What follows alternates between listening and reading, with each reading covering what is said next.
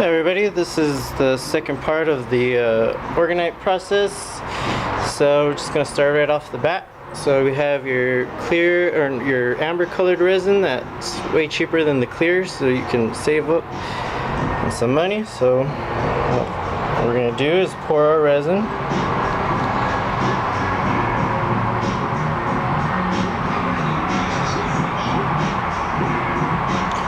And this stuff hardens really fast, so what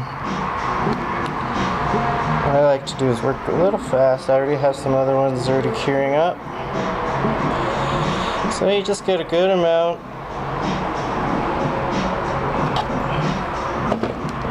And then, this all depends on how many pendants you're making. So what I'm taking is my iron filings. I'm just gonna pour them in like a good amount.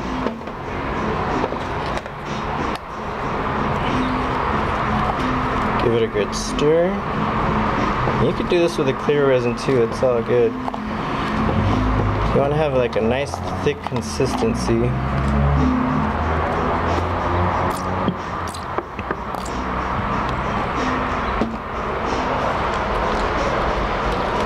Make sure they're all nice mixed so it doesn't all sink at the bottom.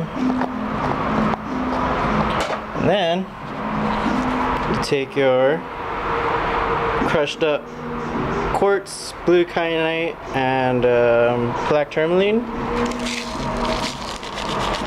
And everybody has a method, or they say we gotta do this, say you gotta do that. I just go with whatever feels good.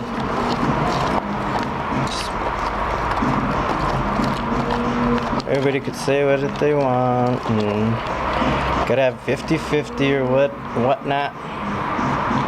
I just kind of mix it and go along with everything intuitively, I guess.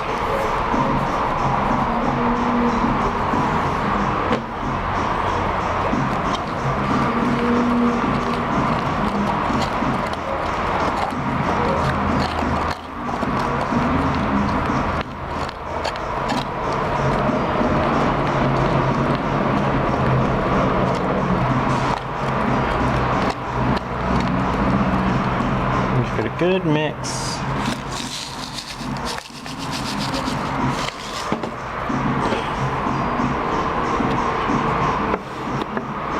And the way I see it, this is this method of making Orgonite is, I got it from Orgonite Austin, and he makes what's called Black Sun Orgonite.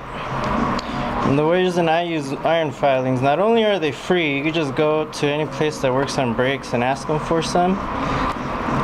And so like it's a bunch of metal just crushed up, it's all next to each other. You could get more metal instead of just, like some people like to use aluminum, and you know, that's fine.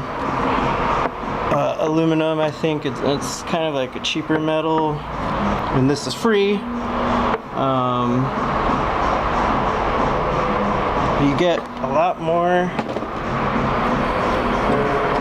out of it when you have everything crushed up next to each other, because when this tightens up and gets hot, it puts a permanent squeeze on all the metals inside. So all the iron being squished like that creates a little magnetic field.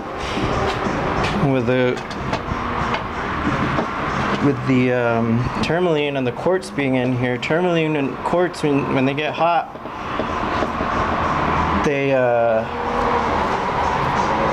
when they're heated up and compressed, they create piezoelectricity. So that's what's kind of going on. That's why I get this type of resin, because it hold on.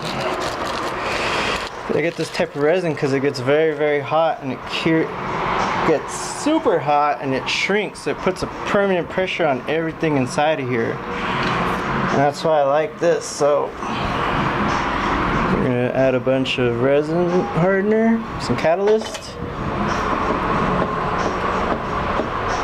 give it a good mix. So like I have this huge sphere of Orgonite and it has no magnets in it, but when you put it next to a magnet it manipulates it a little. So that to me indicates that there's some sort of magnetic field. I always like to put a little extra just in case. Just to guarantee. And then also you want to be careful with like when you're making pyramids, because if you add too much hardener and it gets too hot, it will crack. So what we're gonna do is, while these guys are cured, they're nice and cured, we're gonna add this on the back of it. Because the resin, it fuses seamlessly.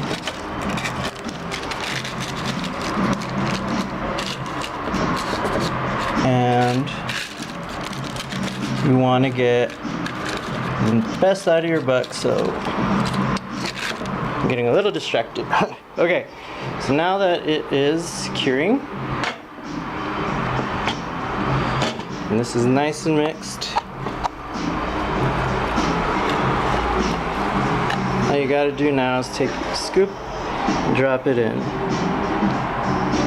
Make sure that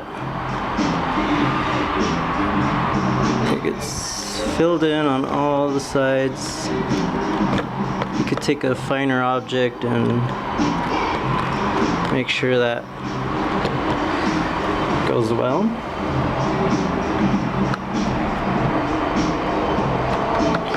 And so it's nice and seamless because you don't want any cracks on the sides between the fusion point.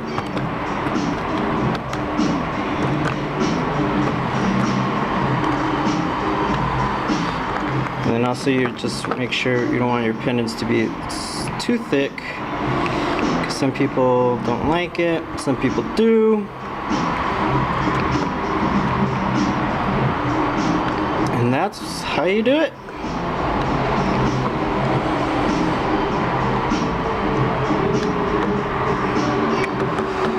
Just make sure everything is nice and level. What I like to do is take them out to the sun. Look how they're gonna come out.